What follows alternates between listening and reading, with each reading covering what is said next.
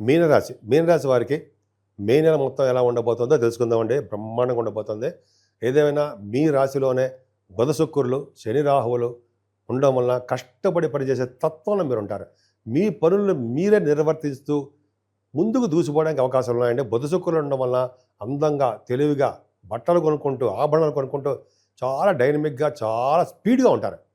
అన్నిటికంటే గొప్పది ఏంటి తెలుసా అండి? రవి బుధులు ద్వితీయ భావంలో ఉండడం గొప్ప అదృష్టం అండి. ఏంటయ్యా రవి బుధులు అంటే బ్రహ్మాండంగా ఉంటుందా అంటారు కదా, అది కాదు.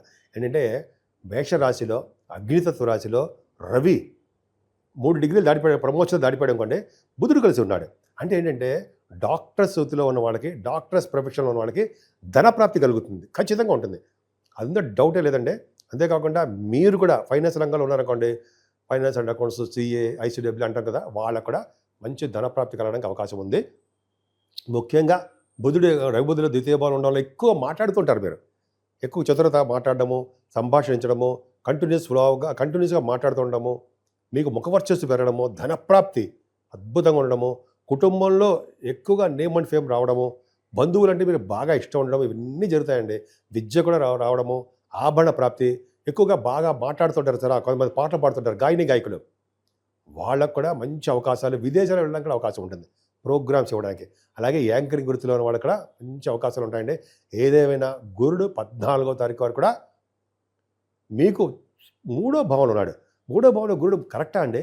మంచి శుభఫలితాలు ఇవ్వడుగా అంటాం, కానీ మంచిగా చేస్తాడండి. ఎందుకంటే మీ రాశ్యాధిపతి అయినటువంటి గురుడు 3వ భావంలో ఉండడం వల్ల మీ బలగము అదృష్టము ఎవరయ్యా అంటే గురుడే. ధైర్యం ఆయన ఒక్కడే చాలండి మీకు. 14వ తారీఖు నుంచి 14 వరకు ఉంటాడు. 15 నుంచి మరింత శుభఫలితాలు ఇస్తాడు. అలాగే 3వ భావంలో రవి కూడా వచ్చేస్తాడు 15 నుంచి. ఒక విధంగా మీకు ధైర్యం ఎక్కువ, పరాక్రమం ఎక్కువ అండి. అలాగే మీరు మీ తోబుట్టువులకి, మీ చెల్లెలకి, అన్నయ్యలకి, తమ్ముళ్ళకి బాగా ధైర్యం నూరు పోస్తూ ఉంటారు. కమ్యూనికేషన్ స్కిల్స్ బాగా పెంచుకుంటుంటారు. వార్తా సంస్థలు పనిచేసే వాళ్ళకి ఇంకా అద్భుతం, నిపుణులుగా తయారవుతారు వాళ్ళు. అంటే ఎక్స్పీరియన్స్ పర్సన్స్గా అద్భుతంగా తయారవడానికి అవకాశాలు ఎక్కువ. అలాగే వాహనాలు కానీ, ఆభరణాలు కొనుక్కోవడానికి అవకాశాలు ఎక్కువ ఉన్నాయండి. అంతేకాకుండా 3వ భావంలో గురుడు ఉన్నాడంటేనే అదృష్టం మీకు తోడైనట్టే. గురుడుగా రవి. సరే, గురుడు 15వ తారీఖు నుంచి మారిపోతున్నాడు కదండి, అప్పుడు ఏమైనా బాగుంటుందా? బ్రహ్మాండంగా ఉంటుంది. ఎందుకంటే చతుర్థ భావంలో అర్ధాష్టమ గురుడు, అలా చెప్పకూడదు. చతుర్థ భావంలో గురుడు ఉండడం వలన సంపదలు, అదృష్టము, భూములు, వాహనాలు, గృహసౌఖ్యము, అలాగే సంగీతం అంటే ఒక విధంగా బాగా ఇంట్రెస్ట్ ఉండి తీరుతుంది. అది కదా లెక్క అంటే, అలా చెప్పాలి. అంతేకాకుండా గురు ప్రభావం వలన వేదశాస్త్ర అభివృద్ధి ఖచ్చితంగా ఉంటుందండి. 4వ భావంలో గురుడు అంటే వేదశాస్త్రాలు తెలుసు కదండి, ఆగమ శాస్త్రము, వేదశాస్త్రము, ఆ శాస్త్ర అభివృద్ధి 4వ భావం కూడా చూస్తాం, పర్ఫెక్ట్. అంతేకాదండి, 4వ భావంలో గురుడు ఉండడం వల్ల చక్కటి అమ్మగారి యొక్క ప్రేమాభిమానాలు ఎక్కువ. అలాగే విద్యలో దూసుకుపోతూ ఉంటారు. అంతేకాకుండా పరీక్షలో రాసుకుపోతూ ఉంటారంటారు కదా, పరీక్షలో కూడా విజయం సాధిస్తూ ఉంటారు మీరు. అలాగే రైతులకండి పంటలో నష్టం రాదు, లాభాలే వస్తాయి. కొంతమంది గృహాలు, ఆభరణాలు, సౌఖ్యాలు ఇవన్నీ ఉంటాయి. ఏదేమైనా అదే కుజుడు ప్రభావం వలన, కుజుడు పంచమస్థానం ఉండడం వల్ల అంత అద్భుతమైన ఫలితాలు ఇవ్వడం. ఎందుకంటే కుజుడు పంచమస్థానంలో నీచ స్థితిలో బలం లేనివాడిగా ఉన్నాడు. ఆయన బలం కలిగించడం వల్ల, అంటే ఆయన పూజించడం వల్ల స్వామివారిని మంచి శుభఫలితాలు కలగడమే కాకుండా, పుత్ర సంతానం కలగడమే కాకుండా, మీరు రియల్ ఎస్టేట్ రంగంలో చాలా అభివృద్ధి రంగంలో ఉంటారు. అంతేకాకుండా స్పోర్ట్స్ రంగంలో పంచమస్థానంలో కుజుడు అంటే స్పోర్ట్స్ బ్రహ్మాండంగా నడుస్తారు. ఈ స్పోర్ట్స్లో రాణించలేకపోతున్నారు, కారణం ఏంటంటే కుజుడు నీచలో ఉండడం వల్ల. సుబ్రహ్మణ్య స్వామి మీరు పూజ చేసుకోవడం వల్ల మీరు స్పోర్ట్స్లో రాణించలేకపోతున్నారు. ఒక్కసారి అలా తిరిగి సుబ్రహ్మణ్య స్వామి వారిని వైపు చూసి పూజ చేయండి, అభిషేకాలు చేయండి, ఒక్కసారి ఆయన ప్రార్థించండి. స్పోర్ట్స్ రంగంలో ఎక్కడో తీసుకెళ్ళి కూర్చోబెడతారు మిమ్మల్ని బ్రహ్మాండంగా. అంతే కదండి, 6వ భావంలో కేతువు ఎలా ఉన్నాడంటే బ్రహ్మాండంగా లేడు. 19వ తారీఖు నుంచి 6వ భావంలో కేతు ఉన్నాడంటే కాంపిటీషన్ ఎగ్జామ్స్లో కానీ, కాంపిటీషన్స్ ఇంటర్వ్యూస్లో కానీ విజయం సాధిస్తారు. విదేశాలు వెళ్ళడానికి స్టాంపింగ్ అయిపోతుంది. కేతువు మేనమామకు సంబంధించిన వాడు కూడా కదా, అంటే మేనమామకు సంబంధించిన విషయాల్లో ఆయన మంచి కలిగిస్తూ ఉంటాడు. అంతేకాకుండా రోగాల వల్ల భయం కానీ, రుణాల వల్ల భయం కానీ, శత్రువుల వల్ల అపవాదులు ఇవన్నీ భయాలు కానీ ఏమీ లేకుండా ధైర్యంగా ముందుకు వెళ్ళిపడే శక్తి అనిస్తాడండి. విదేశాలు వెళ్ళడానికి స్టాంపింగ్ అయ్యేది చేస్తుంటాడు. 6వ భావంలో కేతువు సామాన్యమైన వాడు కాదుంటాయి, కానీ 7వ స్థానంలో కేతువు 18వ తారీఖు వరకు ఉంటాడు మీకు. అంత మంచివాడు కాదనమాట. 7వ స్థానంలో కేతువు వివాహాది వేడుకల్లో ఇబ్బంది కలిగించడము, భార్యాభర్తలకు ఇబ్బంది కలిగించడం చేస్తుంటాడు. ఏదైనా గురు ప్రభావం వలన, మీకు అష్టమ స్థానంలో గురు ప్రభావం వలన మీకు విజయం సాధించడానికి అవకాశం ఉందండి. సంపూర్ణ ఆరోగ్యవంతులుగా, సేవకాజనం కలవారుగా, ఈ న్యాయపరమైన, చట్టపరమైన అంశాల్లో మీరు విజయం సాధించేవారుగా ఖచ్చితంగా మీరు ఉంటారు. ప్రొఫెషనల్గా కూడా మీరు బాగుంటారు. 14వ తారీఖు వరకు కూడా ఆయన భాగ్యస్థానాన్ని, ప్రొఫెషనల్గా భాగ్యస్థానాన్ని గురుడు చూడడం వలన భాగ్యస్థానం వృద్ధి అవుతూ ఉంటుంది. అంటే ముఖ్యంగా మీరు సాఫ్ట్వేర్ రంగంలో ఉన్నారు కదా, సాఫ్ట్వేర్ రంగంలో కూడా మంచి అభివృద్ధికరంగా ఉండడానికి అవకాశాలు ఎక్కువ ఇచ్చాడు భగవంతుడు. ఇంకా ఒక విషయం చెప్పడం మర్చిపోయారండి. భాగ్యస్థానానికి అంటే అష్టమ స్థానానికి కాదు, భాగ్యస్థానానికి గురుదృష్టి ఉండడం వలన భాగ్యాధిపతి కొద్దిగా నీచస్థితిలో ఉన్నప్పటికీ కొద్దిగా పూజలు చేసుకోవడం వలన మీరు నర్మదా కాదండి, సరస్వతీ నది పుష్కర స్నానం చేయడానికి అవకాశాలు ఎక్కువ ఇస్తాడు గురు ప్రభావం వలన. ఖచ్చితంగా ఉంటుందండి మీకు. అలాగే విదేశ పర్యటన, హయ్యర్ ఎడ్యుకేషన్ వెళ్తారు మీరు. అలాగే సాఫ్ట్వేర్ రంగ వ్యాపారాలు బాగుంటాయి. కోలు, ఐరన్, స్టీలు, అలాగే ఆటోమొబైల్ ఇండస్ట్రీస్, ఫార్మా రంగాలు, వాటి రంగాల్లో మీరు బిజినెస్ బాగా సక్సెస్ అవుతారు. ఏదేమైనా ప్రొఫెషనల్గా అంటే వృత్తిపరంగా చాలా బ్రహ్మాండంగా ప్రమోషన్స్ రావడానికి అవకాశం ఉందండి. చాలా ఉద్యోగాలు కూడా రావడానికి అవకాశాలు మీ జాతకాల నుంచి ఆధారపడి ఉంది. ఎందుకంటే బ్యాంకింగ్ రంగంలో కానీ, విద్యా సంస్థల్లో కానీ, అయితే ఆడిటర్స్గా కానీ, అలాగే కొంతమందికి అడ్వకేట్స్గా కానీ బ్రహ్మాండంగా సక్సెస్ అవుతారన్న వాళ్ళు.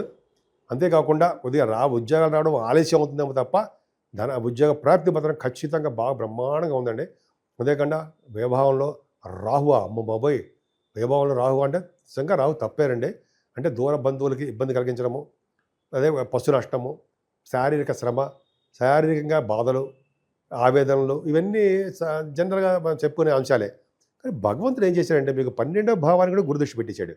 అంటే రాహుని కామ్గా కూల్గా ఉండరానైనా నేను చూసుకుంటానంటాడు అనమాట. జనరల్గా ఉండు స్వామి అంటాడు.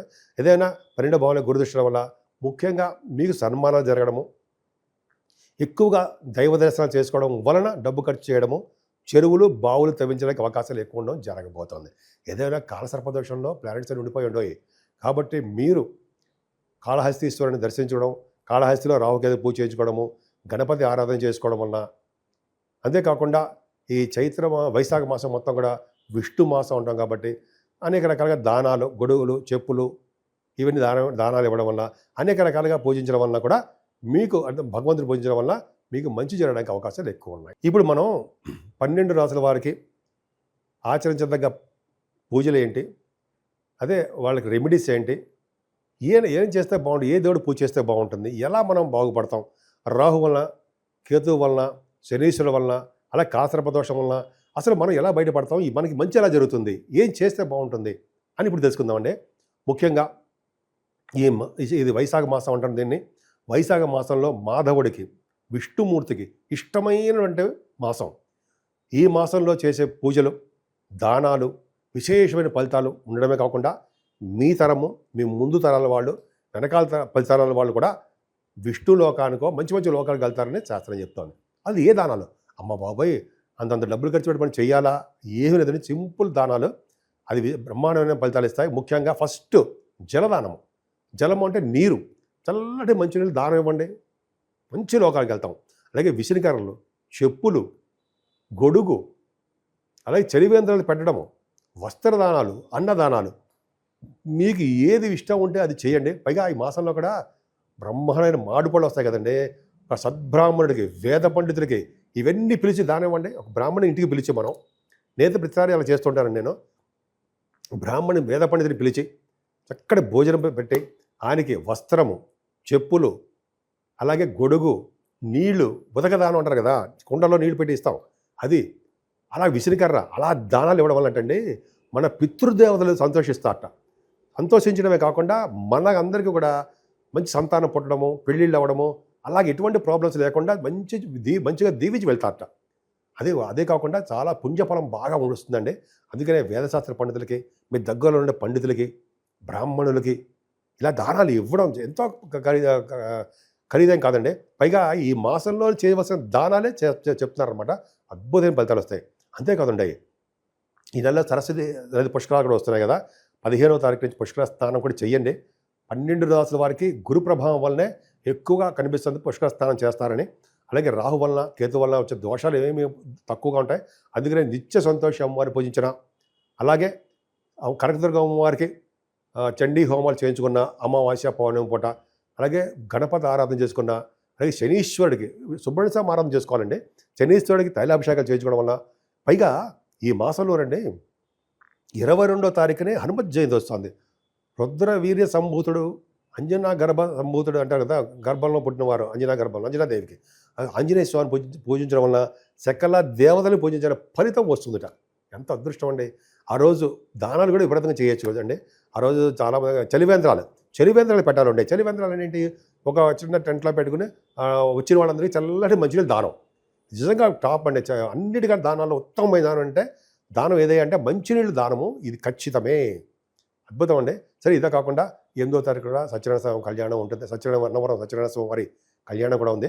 సో ఈ విధంగా మనకి ఏది వీలుంటే భగవంతుడు మనకి ఆ సంకల్పం వేధిస్తే ఈ పరమేశ్వరుడు మనకి ఏ సంకల్పం చేస్తే ఆ పూజలు చేసుకోవడం వల్ల, ఆ దానాలు చేసుకోవడం వల్ల విశేషమైన శుభఫలితాలు 12 రాసుల వాళ్ళకి ఉండి తీర్థంలో సందేహం లేదు. పైగా ఈ నెలలో గురుడు మారడము, రాహు మారడము, కేతు మారడం వల్ల విశేషమైన సంపదలు, అలా మంచి యోగాలు కలగడమే కాకుండా పైగా ఇదే మనల్లో కూడా పుష్కర స్నానాలు చేయడం వల్ల అద్భుతమైన ఫలితాలు, పుణ్యలోక ప్రాప్తులు కలగడాలు అంత అద్భుతంగా ఉన్నాయండి. ఈ మాసానికి చాలా పవర్ ఉందండి. అది పైగా వైశాఖ మాసం కాబట్టి ఈ వైశాఖ మాసంలో చేసుకునే పుణ్యాలు, దానాలు అనంతమైన శుభఫలితాలు ఇస్తారనడంలో ఏమాత్రం సందేహం లేదు. కాబట్టి 12 రాసుల వారికి శుభాలు జరగాలని, అన్ని రంగాల్లోనూ మీరు ముందంజలో ఉండాలని, సంపూర్ణమైన ఆరోగ్యవంతంగా ఉండాలని నేను మనస్ఫూర్తిగా కోరుకుంటున్నాను. ఇప్పుడు నేను చిన్న పాయింట్ చెప్తానండి. 12 రాసుల వారికి దయచేసి వేయండి.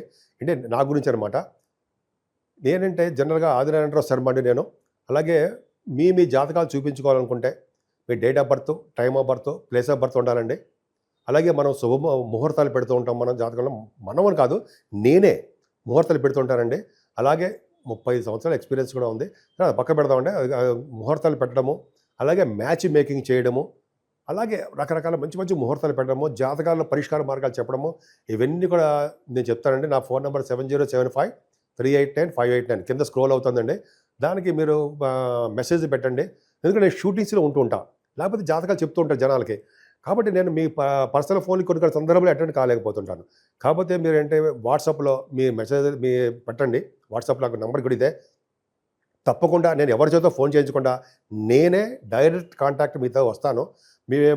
మీకు ఉన్నటువంటి ప్రాబ్లమ్స్ స్వయంగా వింటాను. కాబట్టి పరిష్కార మార్గాలు తప్పకుండా చెప్పుకుందాం. సో ఈ విధంగా అన్ని రాసుల వాళ్ళకి చాలా బాగుండాలని మనస్ఫూర్తిగా కోరుకుంటున్నాను. అంతేకాకుండానండి, ఫేక్ నెంబర్లో వచ్చిన అదే ఫేక్ వీడియోస్ కూడా రాదా నావన్నీ కాపీ చేసి వేరే వాళ్ళు ఉంటారు. వాడిని దయచేసి మీరు మోసపోకండి, వాడిని నిలదీయండి. ఎందుకంటే చాలామంది కూడా అలా జరుగుతుందట, నాకు తెలీదు. సో నేనే మన ఆది ఆశ్రయాలు తప్ప ఎక్కడెవరు చెప్పరండి. ఎవరికి కూడా నేను ఇవ్వలేదు. కాబట్టి మన ఆది ఆశ్రయాల తరపున మనమే చేస్తాం తప్ప వేరే వాళ్ళకి ఇచ్చాము, మాకు పంపించండి అని ఫేక్ వీడియోలు, ఫేక్ కాల్స్ వస్తుంటాయి. దయచేసి నమ్మద్దని నా ప్రార్థన.